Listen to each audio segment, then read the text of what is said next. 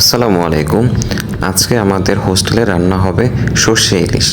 তো ইলিশ মাছ কেনার জন্য প্রথমে আমরা বাজারে চলে গেলাম। মাছ কেনার পরে আমরা কেটে ধুয়ে পরিষ্কার করে নিলাম। এরপরে রান্নার পালা। আমরা একে একে পেঁয়াজ, মরিচ, লবণ, হলুদ, সরিষা দিয়ে দিলাম।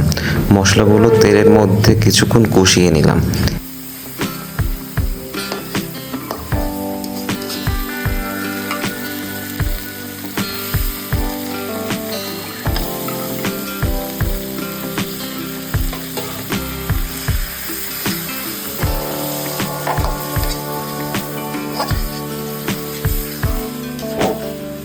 এরপরে মাছগুলো দিয়ে কিছুক্ষণ ভুনে নিয়ে দিয়ে দিলাম পর্যাপ্ত পরিমাণ পানি।